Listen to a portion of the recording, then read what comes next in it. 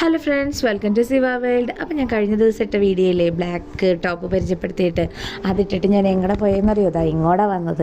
അതായത് നമ്മുടെ കൊടുങ്ങല്ലൂർ താലപ്പൊലിയായിരുന്നേ അത് കാണാൻ. അപ്പോൾ വീഡിയോസൊക്കെ ഇത്ര വൈകണം എന്താണെന്ന് വെച്ചാൽ ഈ ടൈമിലൊക്കെ എനിക്ക് തൊണ്ടവേദനയും ചുമയും കഫക്കെട്ടൊക്കെ ആയിട്ട് സൗണ്ടൊന്നും ഉണ്ടായിരുന്നില്ല. സൗണ്ട് പോവും വരും, ചില ദിവസം ഒട്ടും സൗണ്ടൊക്കെ ഒന്നും ഉണ്ടായിരുന്നില്ല കേട്ടോ.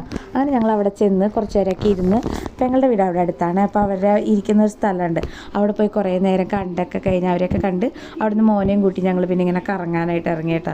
അപ്പോൾ ഇതാ ഇവിടെ വന്ന് ഞങ്ങൾ പൊരി വാങ്ങിച്ചു പിന്നെ കഴിക്കാനായിട്ട് അവിടെ ഇരുന്ന് കഴിക്കാൻ വേണ്ടി. ഇളയൊരു മോനും കൂടി ഉണ്ട്. അപ്പോൾ 2 മക്കളാണ് ചേച്ചിക്കുള്ളത്. അപ്പോൾ അവർക്ക് കഴിക്കാനും പിന്നെ അവിടെ കസിൻസൊക്കെ ഉണ്ട്. അപ്പോൾ എല്ലാവർക്കും കൂടി ഇരുന്ന് കഴിക്കാൻ വേണ്ടി പൊരിയും സാധനങ്ങളൊക്കെ വാങ്ങിച്ചു. പിന്നെ ഞങ്ങൾ അവിടെയൊക്കെ ഒന്ന് നടന്നു കൊണ്ടു. ആ ഒരു ഏരിയ, അതായത് അമ്പലത്തിൽ വന്നിട്ടുള്ളവർക്കറിയാം നല്ല സ്പേസ് ഉണ്ട്. ആ ഏരിയ നിറച്ച് സ്റ്റോളായിരിക്കും.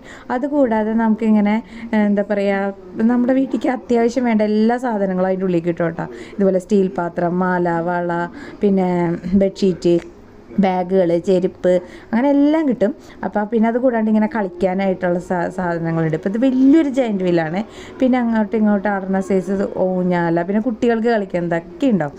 പിന്നെ കമ്മൽ, മാല, വള, അതൊക്കെ കുറവിൻ്റെ, റേറ്റ് കൂടുതലുണ്ട്. അങ്ങനെ ഇങ്ങനെയൊക്കെ ആയിട്ട് പല പല സാധനങ്ങളാട്ടോ. അപ്പോൾ ആ ഒരു അമ്പലത്തിൻ്റെ സ്പേസ് ഫുള്ള്, അതായത് അമ്പലം ഇരിക്കുന്ന ഭാഗം അല്ലാണ്ട് ചുറ്റും അമ്പലത്തിന് സ്പേസ് ഉണ്ട്. അവിടെ നിറയെ സ്റ്റോളുകളുണ്ടാവും. പിന്നെ ഒരു ഭാഗം നിറയെ ആളുകളായിരിക്കും. അതായത് ഉത്സവം നടക്കണതിൻ്റെ ഇപ്പുറത്തെ ഭാഗം നിറച്ച ആളുകളായിരിക്കും. അപ്പോൾ അതിലവിടെ നമുക്ക് സൂചി കുത്താൻ സ്ഥലം ഉണ്ടാവില്ല. അങ്ങനെ ഞങ്ങൾ അതിൻ്റെ ഗ്യാപ്പിൽ കൂടെയൊക്കെ നടന്ന് വരുമ്പോഴാണ് പാനിപ്പൂരി കണ്ടത്. അപ്പോൾ പാനിപ്പൂരി കഴിക്കാൻ കയറിയിട്ടാണ്. എന്താണെന്ന് വെച്ചാൽ എനിക്ക് ഭയങ്കര ഇഷ്ടമാണ് പാനിപ്പൂരി. അപ്പോൾ ഞാൻ കഴിച്ചിട്ട് ഇപ്പോൾ ഒരു 2 വർഷം അടുത്ത് എന്തോ ആയിട്ടുണ്ട്. അപ്പോൾ എനിക്ക് കഴിക്കാൻ ഭയങ്കര ആഗ്രഹമായിട്ട് ഞങ്ങളത് വാങ്ങിച്ച് കഴിച്ചു.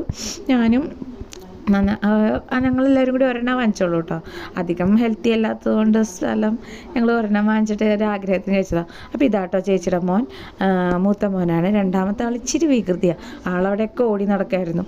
പിന്നെ ചേച്ചിയുടെ കസിൻസ്, അതായത് അളിയൻ്റെ കസിൻസൊക്കെ ഉണ്ടായിരുന്നു കേട്ടോ. അപ്പോൾ അവരുടെ വീഡിയോ ഞാൻ എടുത്തെങ്കിൽ കൂടി ഞാൻ ഇതിൽ ആഡ് ചെയ്തിട്ടില്ല. അപ്പോൾ ഇത് നാത്തൂനാണ്, ചേച്ചിയുടെ നാത്തൂൻ. മറ്റേ പാക്കിൽ നീലച്ചെറുതായിട്ട് ചിരിച്ചു വരുന്നതാണ് വേണേട്ടൻ്റെ പെങ്ങൾ. അപ്പം ഞങ്ങൾ അവരെയൊക്കെ കണ്ട് സംസാരിച്ചൊക്കെ അവിടെ കുറേ നേരം ഇരുന്ന് കഴിഞ്ഞപ്പോഴേക്കും അവിടെ വെടിക്കെട്ട് തുടങ്ങി. വെടിക്കെട്ട് എന്ന് പറഞ്ഞാൽ കുറേ നേരം ഉണ്ടാവും കേട്ടോ. അപ്പോൾ അത് ഞാൻ പിന്നെ കുറച്ച് വീഡിയോസ് എടുത്തോളൂ. പിന്നെ നമുക്ക് അവിടെ നിന്നിട്ട് അങ്ങനെ മുകളിലേക്ക് അധികം കാണാനൊന്നും പറ്റണ്ടായില്ല.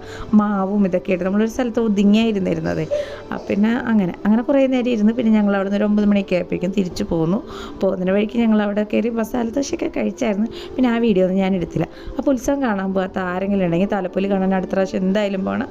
എൻ്റെ വീഡിയോ ലൈക്ക് ചെയ്യണം, ഷെയർ ചെയ്യണം, സബ്സ്ക്രൈബ് ചെയ്യണം.